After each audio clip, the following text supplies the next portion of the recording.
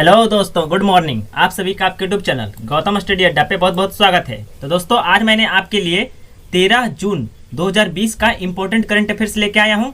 हो सकता है इससे आपको क्वेश्चन एग्जाम में आ सकते हैं। तो दोस्तों, अगर आपको इस वीडियो से रिलेटेड पीडीएफ चाहिए तो नीचे दिए गए डिस्क्रिप्शन बॉक्स में पीडीएफ का लिंक दिया गया है, वहाँ जाकर के पीडीएफ डाउनलोड कर सकते हैं। और अगर आप लोग मेरे चैनल पर नए हैं और अभी तक सब्सक्राइब नहीं किए हैं, जो लोग फोकट में वीडियो देख रहे हैं, प्लीज सब्सक्राइब जरूर कर दीजिएगा। सब्सक्राइब करने के बाद बेल आइकन आएगा, बेल आइकन को ऑल पे प्रेस जरूर कीजिएगा ताकि मेरे वीडियो का नोटिफिकेशन आपको मिलते रहे। चलिए देर न करते हुए आज की क्लास को स्टार्ट करते हैं। क्वेश्चन नंबर 1 देखते हैं। भारत सरकार ने बांस पर सीमा शुल्क 10% से बढ़ाकर कितना कर दिया है? क्वेश्चन इंपॉर्टेंट है, ध्यान से देखिएगा दोस्तों।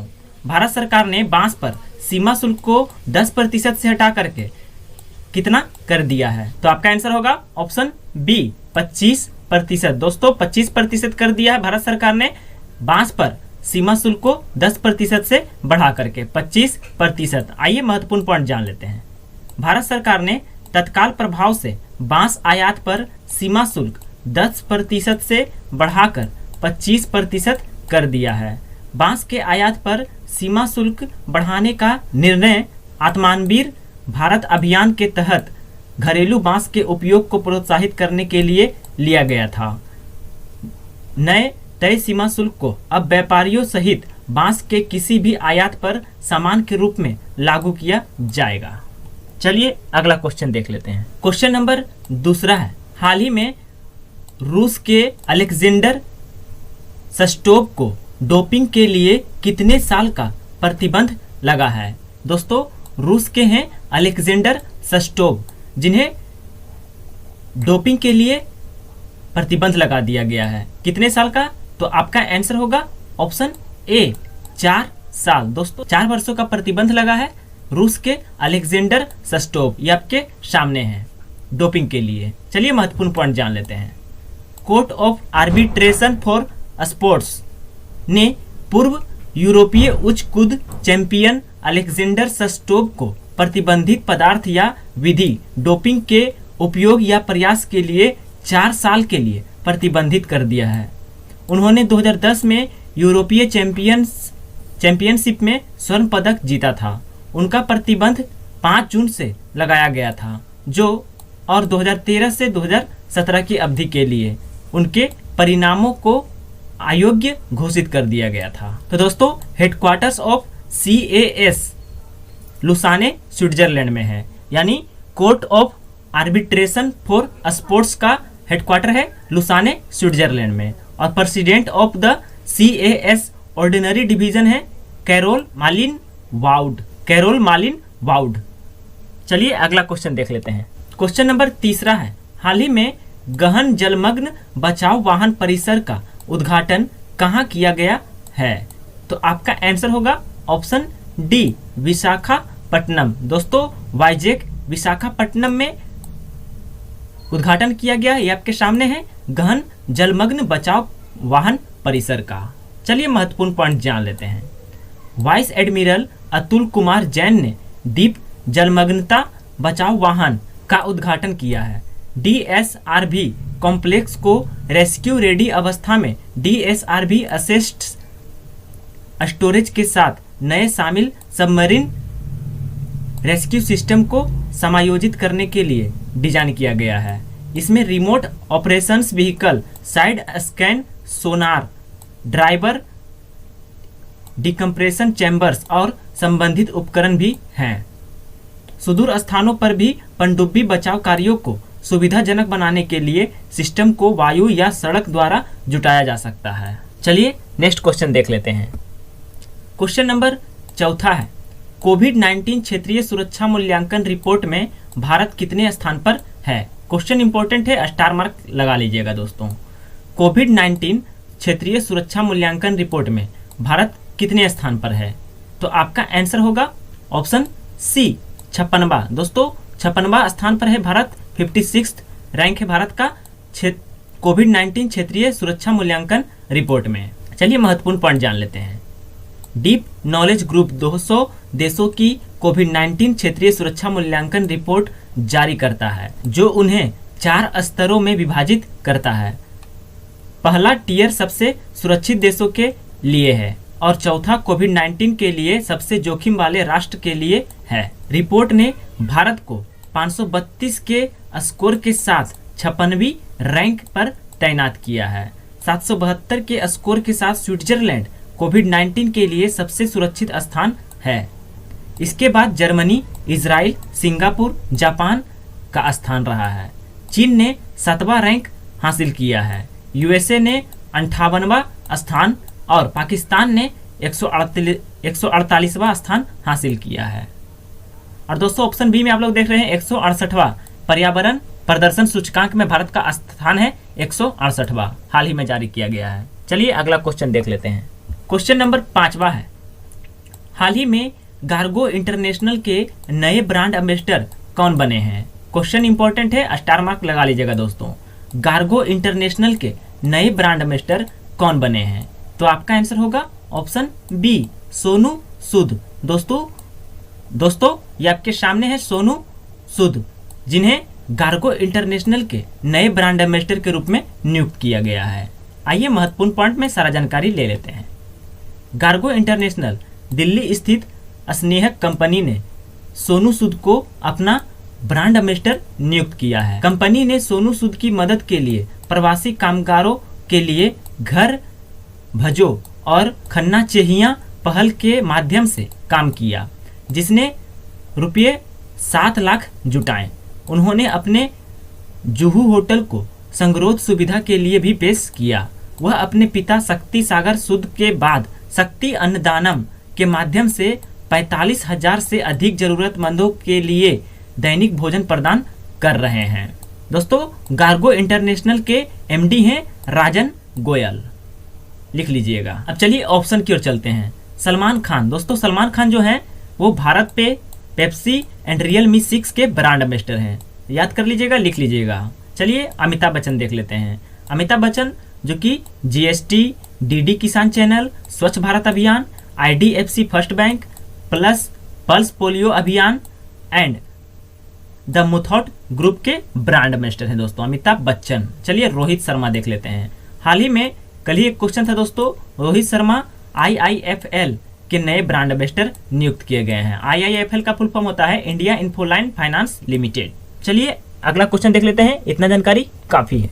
क्वेश्चन नंबर 6 है, हाल ही में कौन सा देश कोविड-19 के लिए सोहो योद्धा ऑनलाइन प्लाज्मा नेटवर्क शुरू किया है? दोस्तों कौन सा देश है जो कि कोविड-19 के लिए सोहो योद्धा ऑनलाइन प्लाज्मा नेटवर्क शुरू किया है? तो आपका आंसर होगा ऑप्शन डी, बांग्लादेश। दोस्तों बांग्लादेश है जो कि कोविड-19 के लिए सोहो योद्धा ऑनलाइन प्लाज्मा नेटवर्क शुरू किया है, बांग्लादेश। चलिए महत्वपूर्ण पॉइंट जान लेते हैं। बांग्लादेश सरकार ने सोहो योद्धा नाम से एक पहल शुरू की है, जो कोविड-19 उपचार के बरामद रोगियों के बीच प्लाज्मा विनिमय की सुविधा के लिए एक ऑनलाइन नेटवर्क है।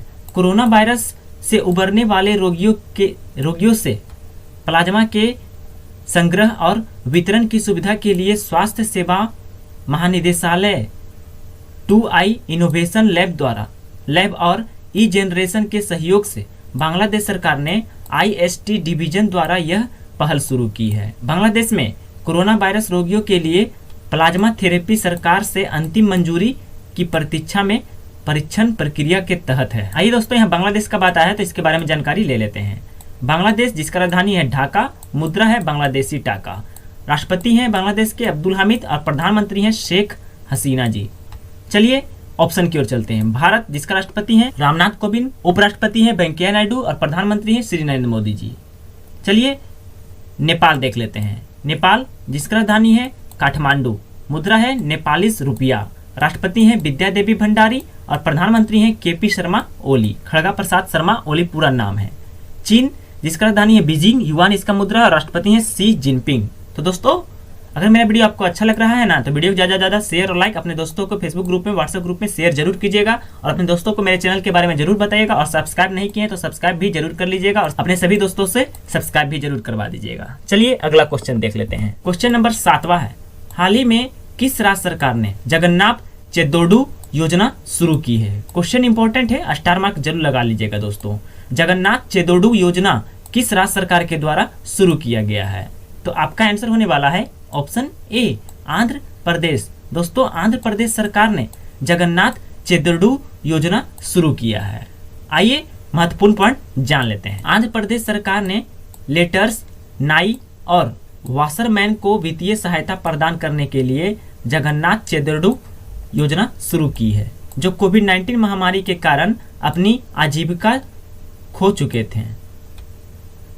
योजना के तहत लाभार्थियों को 10,000 की एक बार वित्तीय सहायता प्रदान की जाएगी। चलिए, यहाँ आंध्र प्रदेश का बात आया है तो आंध्र प्रदेश के बारे में सारा जानकारी मैं आपको दे देता हूँ, जो कोई भी चैनल वाला नहीं देता है। चलिए, आपके सामने आ गया आंध्र प्रदेश, जिसका राजधानी है अमरावती। मुख्यमंत्री हैं वाई.एस. जगनमोहन रेड्डी और राज्यपाल हैं विश्वभूषण हरिचंदन।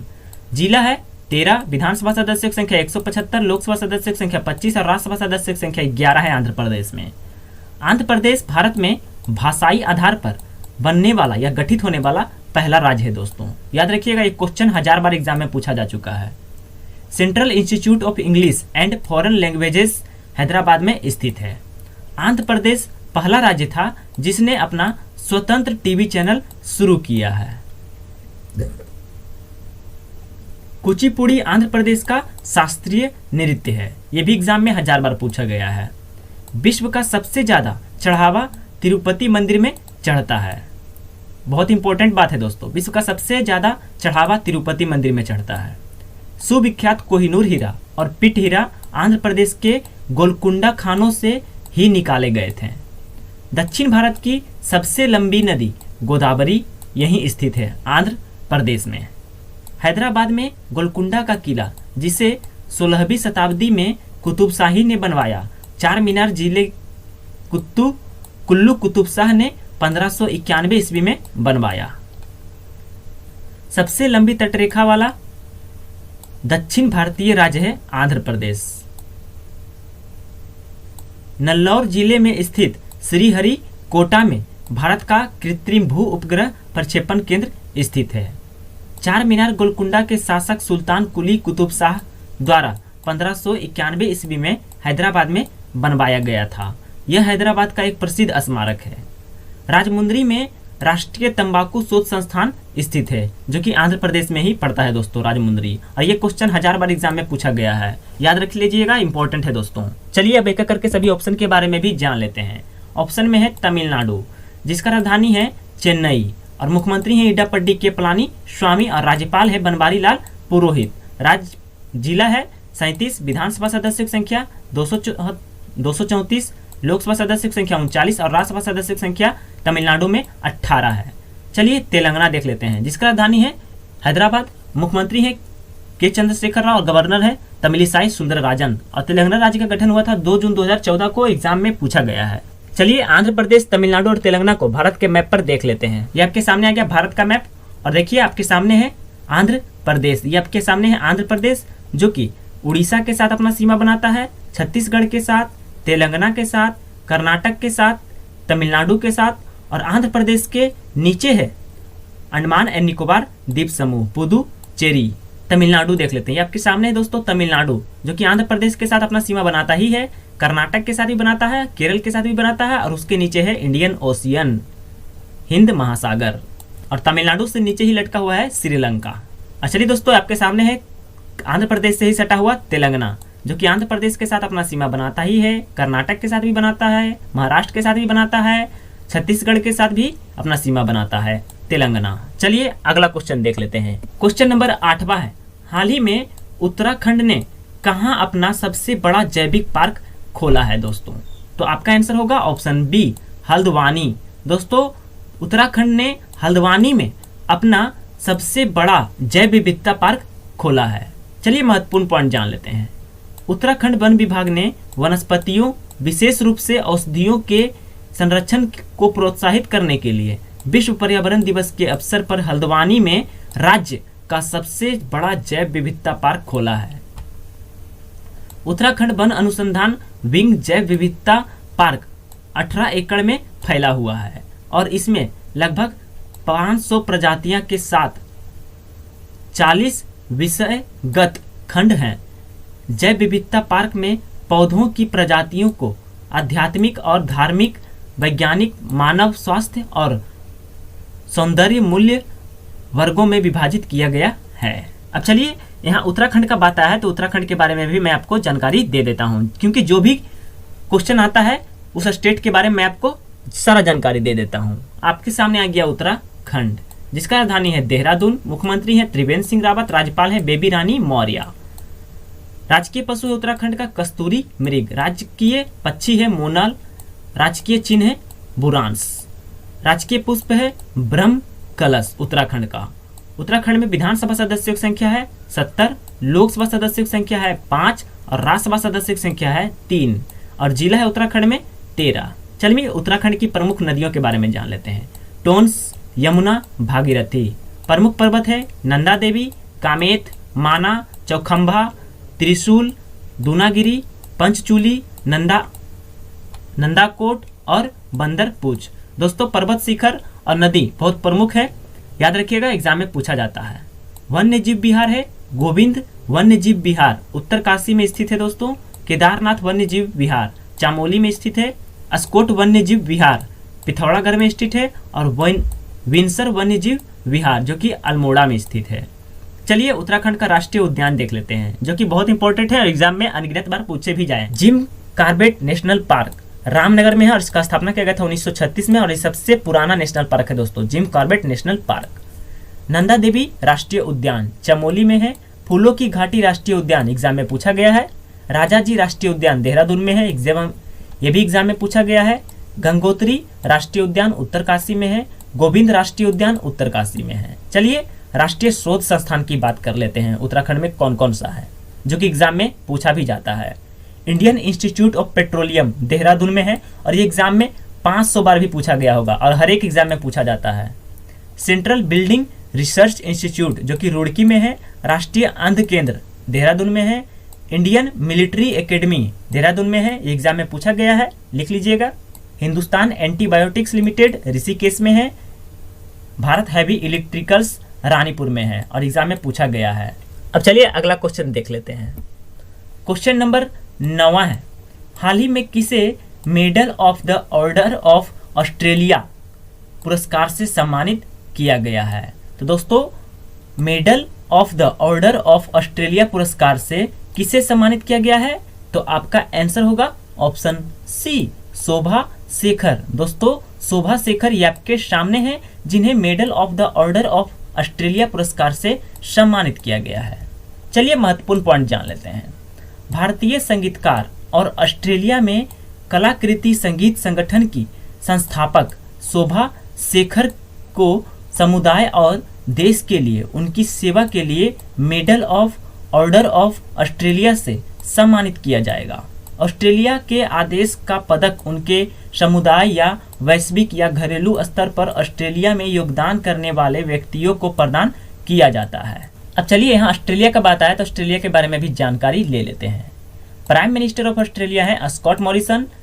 करेंसी यानी मुद्रा है ऑस्ट्रेलियन डॉलर और कैपिटल ऑफ ऑस्ट्रेलिया यानी राजधानी है कैनबरा। अब चलिए ऑप्शन की ओर चलते हैं। किरण मजूमदार 100, जिन्हें हाल ही में EY world entrepreneur of the year 2020 से सम्मानित किया गया है। नरेंद्र मोदी जी जो कि हमारे प्रधानमंत्री हैं दोस्तों। पीयूष गोयल हमारे रेल मंत्री हैं। चलिए अगला क्वेश्चन देख लेते हैं, जो कि आज का आखिरी और लास्ट क्वेश्चन है, क्वेश्चन नंबर 10। और बस हाल ही में बाल श्रम के खिलाफ विश्व दिवस कब मनाया जाता है?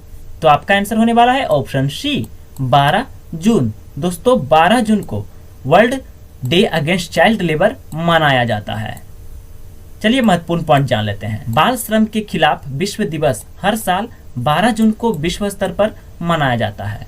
इस वर्ष विश्व दिवस के खिलाफ बाल श्रम को एक आभासी अभियान के रूप में आयोजित किया गया है और दुनिया भर में मार्च के खिलाफ बाल श्रम और कृषि में बाल श्रम पर सहयोग के लिए अंतर्राष्ट्रीय साझेदारी के साथ संयुक्त रूप से आयोजित किया जा रहा है।